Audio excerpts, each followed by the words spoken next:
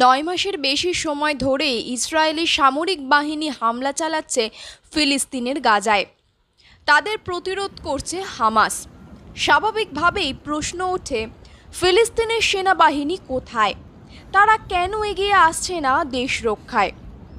আসলে পৃথিবীর যে কয়েকটি দেশের সেনাবাহিনী নেই, ফিলিস্তিন তার অন্যতম। ইসরায়েলের সঙ্গে চুক্তির কারণেই দেশটিতে কোনো সেনাবাহিনী গড়ে ওঠেনি। গত 7ই অক্টোবর থেকে গাজায় অব্যাহতভাবে হামলা চালাচ্ছে ইসরায়েল বাহিনী। পশ্চিম তীরেও তারা হামলা চালাচ্ছে। অনেকে মনে করেন ফিলিস্তিনের নিজস্ব একটি সেনাবাহিনী থাকলে এভাবে নির্বিচারে হামলা চালানোর সুযোগ অন্তত পেত না ইসরায়েল বাহিনী।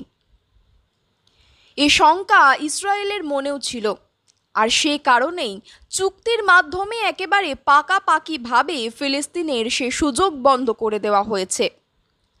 বর্তমানে ইসরায়েল হামলা প্রতিরোধ করছে ফিলিস্তিনের প্রতিরোধ আন্দোলন হামাস। তবে তাদের এই সামরিক শাখা সরকার স্বীকৃত নয়। তারপরও দেশ বাঁচাতে অস্ত্র হাতে তুলে নিয়েছে বলে দাবি করছে হামাস ও তার বেশ কিছু সহযোগী সংগঠন। মূলত ফিলিস্তিনের সাবেক প্রেসিডেন্ট ইয়াসির আরাফাত ইসরায়েলের সঙ্গে যে শান্তি চুক্তিতে সই করেছিলেন, তাতে থাকা শর্তের কারণেই ফিলিস্তিনের নিজস্ব কোনো সেনাবাহিনী রাখার অধিকার নেই। ওই চুক্তিতে বলা হয়েছিল, ফিলিস্তিনে কোনো সশস্ত্র বাহিনী গড়ে উঠলে সেখানকার সরকার সে বাহিনীকে ইসরায়েলের হাতে তুলে দেবে, অন্যথায় ইসরায়েল ফিলিস্তিনে হামলা চালাবে। অতীতে ফিলিস্তিনের সামরিক বাহিনী হিসেবে পরিচিত ছিল প্যালেস্টাইন লিবারেশন অর্গানাইজেশন বা PLOর অধীনে থাকা প্যালেস্টাইন লিবারেশন আর্মি বা PLA, কিন্তু চুক্তির শর্ত অনুযায়ী সেই সংগঠন ভেঙে দেওয়া হয়। 1993 সালে ফিলিস্তিন ও ইসরায়েলের মধ্যে যে চুক্তি হয়, তার মূল উদ্দেশ্যই ছিল ফিলিস্তিনকে নিরস্ত্র করে ফেলা। চুক্তিতে বলা হয়, দেশের অভ্যন্তরীণ নিরাপত্তার স্বার্থে তারা আধা সামরিক বাহিনী গঠন করতে পারবে, কিন্তু এর পরিসীমাও বেঁধে দেওয়া হয়েছে। এই বাহিনীর বিস্তৃতি, অস্ত্র ক্ষমতা সহ সবকিছু নিয়ন্ত্রণ থাকবে ইসরায়েলের হাতে।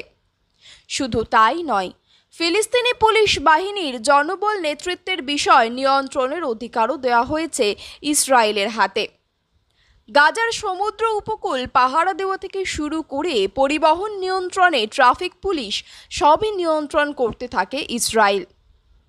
অভিযোগ আছে, এভাবে সব ধরনের আইন শৃঙ্খলা বাহিনীর নেতৃত্ব ও নিয়ন্ত্রণ নিজেদের হাতে থাকায় ফিলিস্তিনকে এক ধরনের নিয়ন্ত্রণই করতে থাকে ইসরায়েল। অনেক ধরনের নিপীড়নও চালায় ইসরায়েলরা। দীর্ঘদিন ধরে এভাবে চলার পর 2006 সালে ফিলিস্তিনের নির্বাচনে হামাস জয়লাভ করে।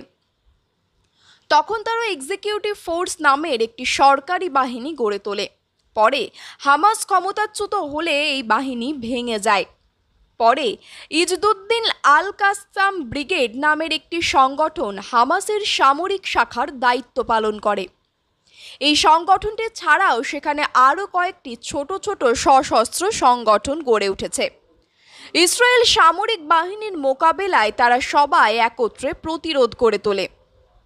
এই সংগঠনগুলো সরকারি সেনাবাহিনীর স্বীকৃতি না পেলেও ইসরায়েলের মতো শক্তিশালী সামরিক বাহিনীকে অতীতে বারবারই নাস্তানুবাদ করেছে।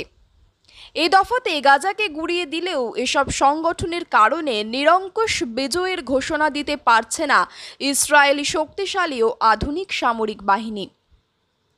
এই ধরনের ভিডিও দেখতে অনুগ্রহ করি চ্যানেলটি সাবস্ক্রাইব করুন এবং ভিডিওটি লাইক এবং শেয়ার করুন। সেই সঙ্গে আপনার চিন্তা ভাবনা এবং পরামর্শ আমাদের সাথে শেয়ার করুন। আপনার দিনটি ভালো কাটুক, যত্ন নিন।